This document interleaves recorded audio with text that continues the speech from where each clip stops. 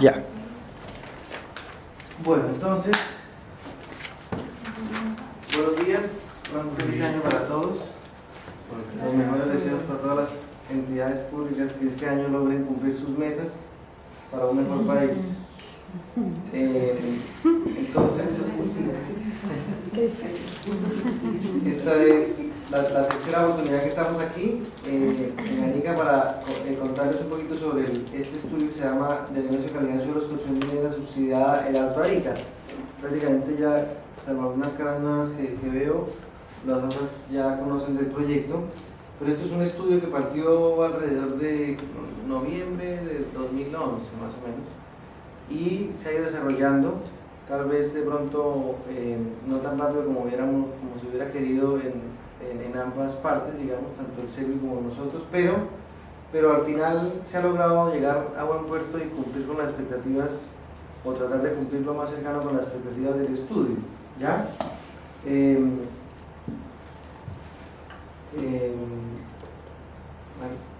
Entonces aquí hay un pequeño resumen administrativo. El estudio estaba conformado por varias etapas, eran 5 informes en total, el estudio en etapas. Una primera que era un ajuste metodológico, que era ajustar, digamos, la metodología que se presentó en los términos de referencia en la licitación, ajustarla ya una vez que se adjudicó el contrato. Después venía un informe, uno de recopilación de antecedentes. Este informe fundamentalmente era tomar lo que el CEBI tenía y pedirle algunas entidades también como las de ustedes que representan alguna información. Se logró algo, hay unas que no lograron entregar algo, pero sí se logró recabar algunos antecedentes. Después vino una segunda, una etapa ya como etapa bien definida, que era el informe 2, que era hacer toda la parte de terreno, la ejecución de terreno, de pruebas en terreno, construida por un levantamiento topográfico que se hizo amarrado a unos PR que había, que era fundamentalmente del tema de alcantarillado, que estaba delimitado. Después vino la elaboración del estudio de mecánica de suelos, que eso implicaba calicatas, sondajes, ensayos, sísmica de refracción, todo tipo de prospección y ensayos y estudio, y la parte de ingeniería, y también la parte toxicológica, química, ensayos químicos y toxicológicos, y las propuestas de fundaciones para obviamente poder ver qué se puede materializar ahí en esos terrenos del Alto de Arica, que ustedes saben que son frente al sector de Guañacagua, ¿ya? Y alrededor de 13 hectáreas que se pretenden tratar de construir, digamos, ¿ya? Y después de esa etapa viene una etapa 3, que es análisis comparativo de costos y definición de áreas factibles para construcción de viviendas. Esa etapa es la que estamos presentando ahora, ¿ya?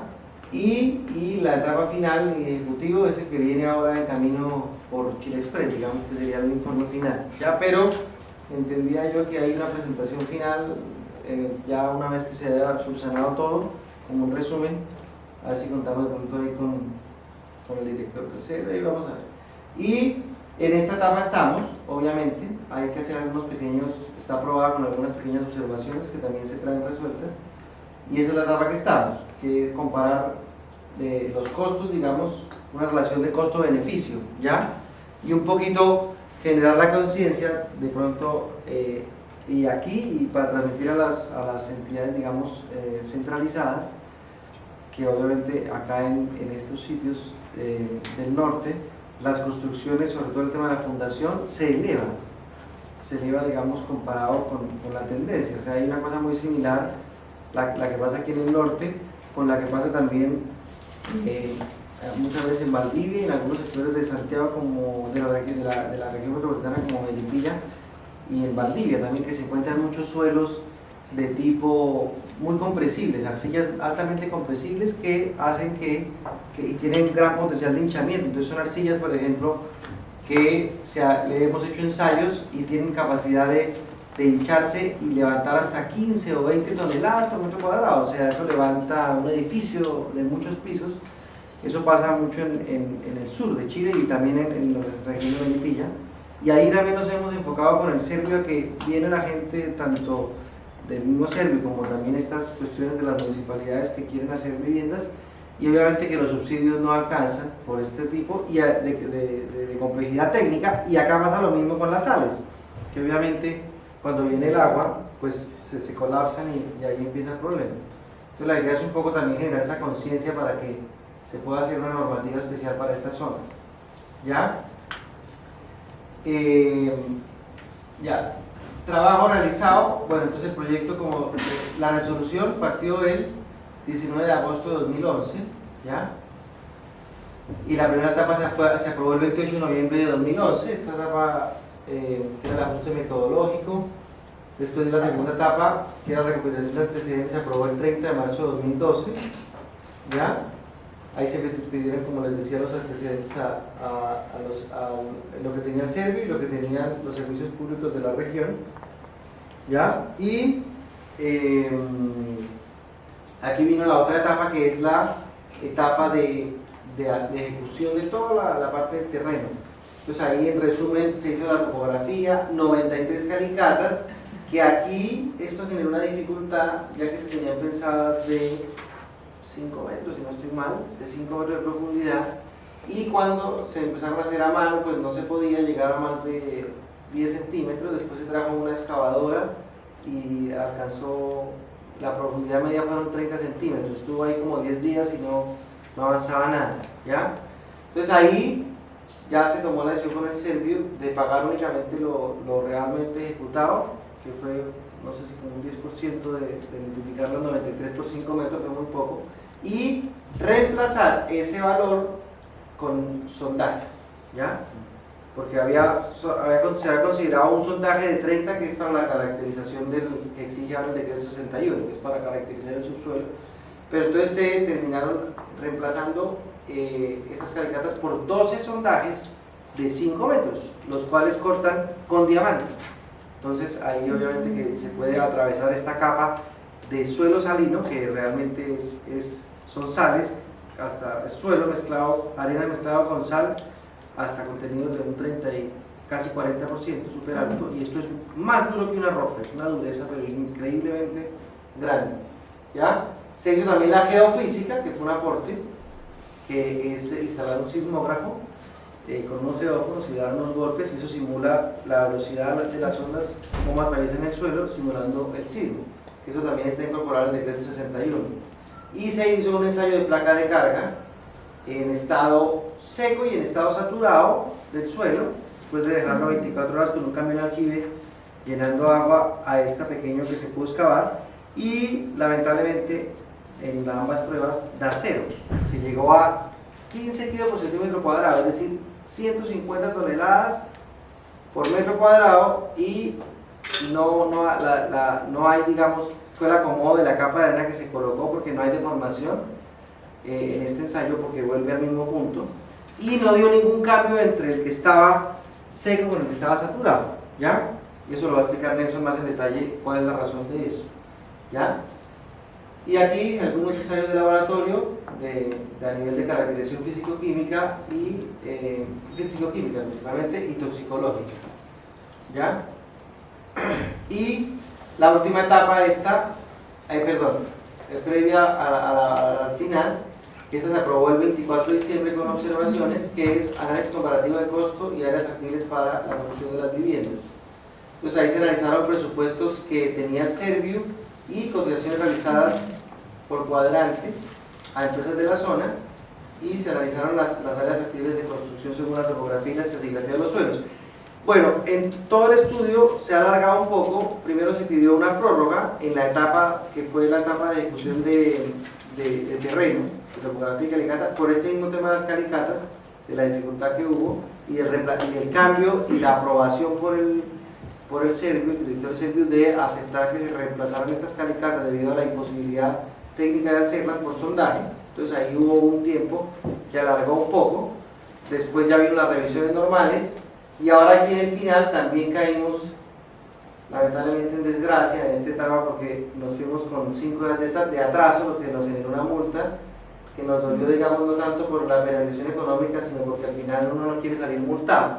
Pero lamentablemente fue muy difícil esos 5 días fue muy difícil evitar porque la gente, las constructoras de la zona son poco colaboradoras, digamos, todo lo visualizan como que no entienden que es un estudio que el Servio requiere para poder después, o los organismos de la zona, un estudio que requieren para después licitar obras, y ahí ellos van obviamente a verse involucrados en esto. Ellos no lo entienden así, incluso unos nos pedían cifras astronómicas por una simple cotización, hasta 20 millones por elaborar una cotización para unas casas. Entonces al final costó mucho, pero bueno, logramos eso, logramos terminar y un poco con la ayuda del Servio acotar un poco los precios, ¿ya? A cosas reales de la zona. Y ahí se evidencia también que digamos en la zona hay muy poco, digamos, oferta de constructoras, no hay muchas, y las que hay que son especializadas, digamos, para trabajar acá, están pues, son muy poquitas y están colapsadas, digamos, de trabajo. Entonces obviamente que siempre hay una carencia y no se tiene obviamente la calidad técnica de constructoras que hay más en la parte de zona central del país, ¿ya? Cosa que dificulta también tratar de encontrar especificaciones y controles de construcción mayores, ¿ya? Eso en general es la parte administrativa. Ahora entonces, les invito aquí a escuchar al ingeniero civil Nelson del Valle, quien les va a contar la parte técnica, ya, de qué fue lo que se materializó a nivel de fundaciones, o sea, un poco los resúmenes de lo que se encontró en litologías del suelo y qué se materializó a nivel de fundaciones para poder construir ya sean viviendas o edificaciones, ¿ya? Entonces los dejamos con el ingeniero Nelson. Vamos aquí.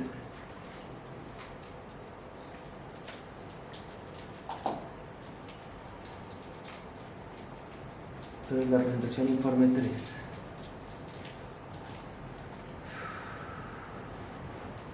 Esa era de la etapa anterior.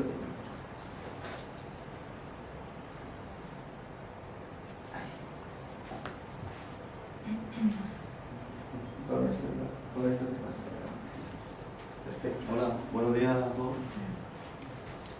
Bueno, como les comentaba Michelle, básicamente aquí un poco es hacer un resumen de lo que se ha presentado en los informes, de acuerdo a lo que se hizo como campaña de terreno, un poco el análisis de laboratorio y la elaboración propia de algunos de los informes, en este caso el informe 3. Bueno, básicamente este es donde se encuentra emplazado el proyecto. Se pueden ver algunos sectores de quebrada. Este sector, y de aquí es donde se ubica el sector del alto. Como comentaba Michelle, la campaña consistió en 93 calicatas de una profundidad promedio de 30 centímetros por medio mecánico. Después vamos a ver un poco lo que son las estratigrafías y los sectores que fueron los que se congregaron en distintas zonas. Los sondajes, y aquí está lo que son los 12 sondajes de 5 metros para justamente atravesar esta capa de sal que no se podía por medio mecánico, y un sondaje de 30 metros para ver todo en profundidad, además que es lo que hoy por hoy se estima en lo que es la normativa nacional, que uno tiene que hacer prospecciones de los 30 primeros metros desde el suelo natural. Un ensayo geofísica por medio del método más W, y un ensayo placa-carga, que es el que se ve acá en la figura. 2 ensayos en condiciones naturales y un ensayo en saturación del terreno unas 34 horas. Básicamente, este era uno de los ensayos en condiciones naturales. Aquí está el cambio para hacer la sobrecarga. Y como ustedes sabrán, la placa de carga, al instalarse para generar una superficie pareja, se puede decir, de transmisión de los esfuerzos, se genera una superficie, una cama de arena. Los resultados mostraron que en las condiciones naturales, a las condiciones saturadas, no presentaban mayor variación, y básicamente la deformación fue tan baja que correspondía a lo que era la capa de arena que se había colocado para nivelar de cierta forma el terreno. Estos son más o menos cómo se han caracterizado. La generalidad es que uno encuentra una arena limosa con una cementación fuerte. Eso es básicamente lo que se puede apreciar en todas las zonas. Y la variación es que En algunos se detecta un poco un estrato de grava, el relleno en los primeros centímetros, pero ustedes pueden ver que todo este sector, la estratigrafía muestra que se pudieron excavar 10 centímetros por los medios mecánicos, y aquí está más o menos lo que es la estructura, que como les menciono es una arena limosa en cementación fuerte. Acá tenemos otro sector, también, nada de 3 centímetros acá, luego hasta los 15 centímetros nuevamente una arena limosa con un poco de un tamaño máximo 2,5 pulgadas, también fuertemente cementada, y después se encontró la grava que aparecía, pero no se podía seguir excavando mecánicamente, también con cementación fuerte. Acá está el otro sector, 5 centímetros de ese relleno, y nuevamente un suelo granular con una cementación fuerte, en este caso una grava presenta mayor tamaño de partícula. 20 centímetros, una arcilla limosa fuertemente cementada. Ahora, estas clasificaciones, cuando pasan a ser un poco más arcilla, pueden ser algo extrañas porque la generalidad es que son arenas limosas o limos arenosos, tiene una variación muy menor, y a veces eso se presta a confundir que es una arcilla de plasticidad baja, de compresividad baja, pero en rigor la organometría y los límites están un poco influenciados por el contenido de sal. Básicamente los suelos de la zona son arena limosa o limo arcilloso, o sea, limo arenoso como les mencionaba. Acá también, la misma arena, en otro sector, fuertemente cementada. Y aquí aparece un limo, que menciona las características, varía muy poco entre que pase a ser un SM. Y en este caso, obviamente, la roca apareció inmediato. Acá está lo que son las estratigrafías de los sondajes de 5 metros. Este primer estrato, básicamente el que se pudo apreciar con las calicatas, hasta los 34 centímetros más o menos. Ahora, ¿por qué se muestran estas cotas no tan exactas? Justamente para demostrar que la excavación fue bastante poco. Por lo tanto, el ideal, uno por lo general aquí tiende a estandarizar esto en un 0,40, por ejemplo 0,50, pero es más o menos para que vean el nivel de dureza que presentaba el terreno en la excavación. Pero una arena que cambia su coloración, pero también con cementación fuerte. Y aquí también sin indicio de materia orgánica. En algunos sectores se presentó algo de materia orgánica, pero correspondía básicamente a temas de que hay desechos basurales, cosas así, presentaban olores orgánicos. Y acá está lo que es la estratigrafía del sondaje, la misma arena. Y aquí más o menos a esta profundidad se encontró lo que era la roca, que con la profundidad que se analiza no se pudo ver en los 5 metros porque reapareció a los 6 y tampoco con las calicatas. Ahora, más o menos esa es una profundidad estimada pensando en el gran terreno que representa el proyecto, y que finalmente uno lo que hace es, la normativa en eso es un poco ambigua, entonces a uno no le exige números de sondaje por metros cuadrados, sí exige números de calicata y profundidad, pero lo único que le dice a usted es que usted haga un sondaje o una prospección de 30 metros independiente de los metros cuadrados que vaya a construir. En este caso, como les digo, se presenció más o menos la roca de esa profundidad. Puede tener obviamente una variación entre un sector y otro, contabilizando además las pendientes que presenta el terreno. Acá, como resumen, más o menos se muestra lo que se obtuvo del ensayo de placa de carga. La curva, por ejemplo, estos valores, este en condición natural, pero en condición saturada, 24 horas, esto disminuía a 32. Entonces no tenía ninguna variación. Esto corresponde, este sector básicamente es un acomodo de la capa de arena para nivelar. La superficie, una zona elástica, pero ustedes pueden ver que la zona de descarga, esto es recto, o sea, básicamente tenía una deformación elástica instantánea al suelo, por lo tanto se devolvía en su misma pendiente.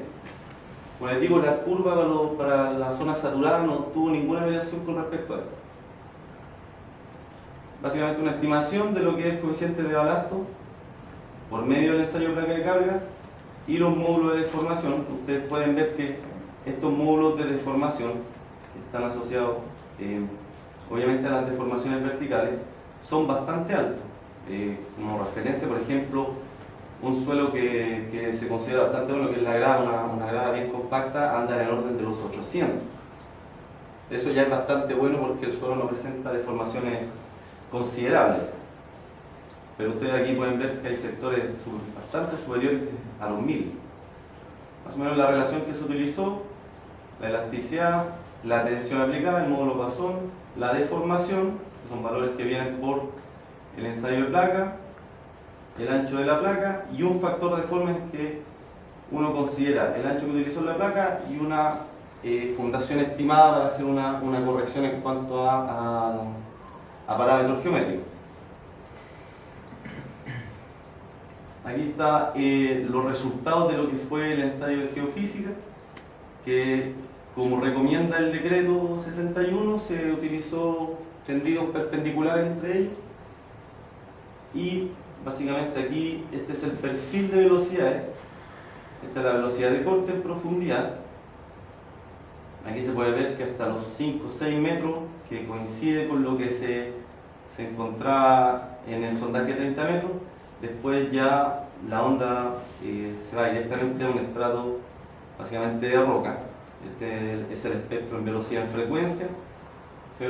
Y aquí están, no se aprecia bien, pero están los valores del orden de las velocidades de corte, en qué valores andan, y las densidades, 1.7, 1.8, y los espesores.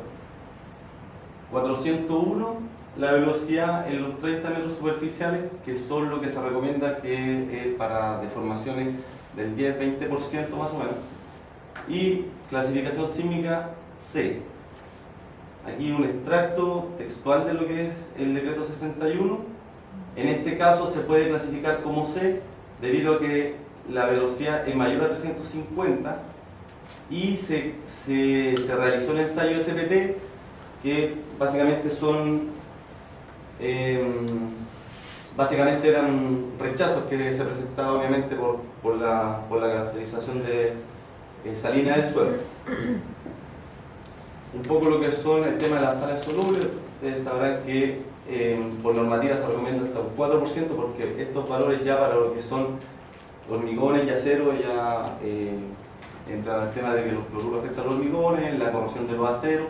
Entonces, hasta 4%, imagínense los sectores de acuerdo a la caracterización que se mostró en las calicadas, bastante alto, acá hasta 35%. Entonces hay estudios anteriores hechos de investigación, por ejemplo por IDM, que ellos ya se asustaban bastante cuando encontraban concentraciones de sales solubles del 15%. Entonces esto ya supera el doble, es bastante elevado. Y acá lo que mencionaba que el 4% es establecido por normativa internacional. Está eso más o menos lo que se admite.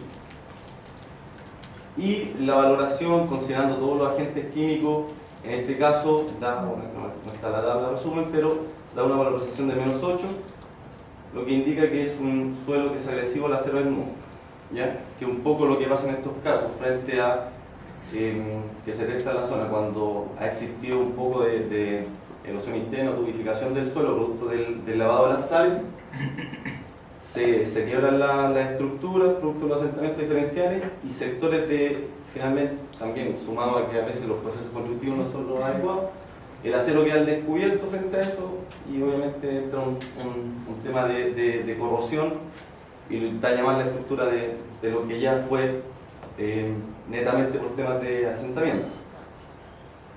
Y acá se dice que el suelo saturado nace fuertemente agresivo al hormigón por los iones sulfato. Recordemos que por lo general la normativa, el manual de carretera, dice derechamente que la primera y la segunda región son suelos sulfatados, que es lo que también se logra apreciar acá. Y que para los valores que se presentan se tiene una velocidad de corrosión a la armadura libre de 0,02 milímetros al año. Un valor bastante elevado. Ustedes consideran que las normas de diseño les recomiendan a ustedes espesores o diámetro adecuado. Entonces esas velocidades de corrosión son bastante altas. Y un poco en resumen lo que son las soluciones que se han propuesto. Esta es básicamente una solución tipo las fundaciones de acuerdo a los suelos salinos, en el que está relacionado a que uno tiene que aislar el agua, que es la que genera la solubilidad.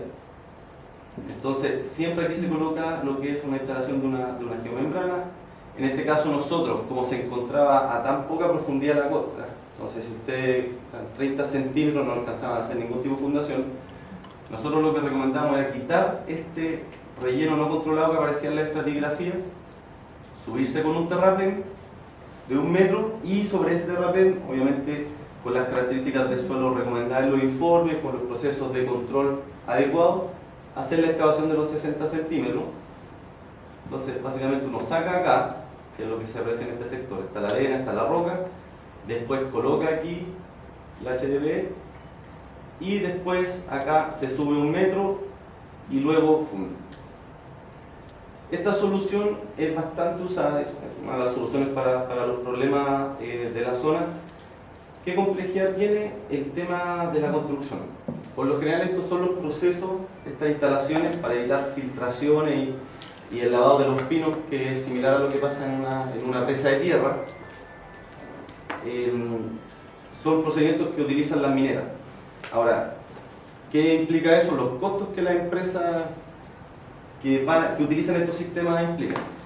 Entonces, es una buena solución, pero está relacionada directamente a quién lo puede ejecutar y el costo que implica eso.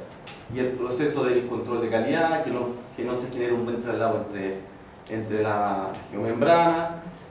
El sector también sufre esto, que si uno no genera una superficie bastante lisa, alguna piedra que quede en alguna punta le genera un punzonamiento a la geomembrana y vuelve a pasar el mismo problema, que empieza a gotear, se genera una tubificación y falla la estructura.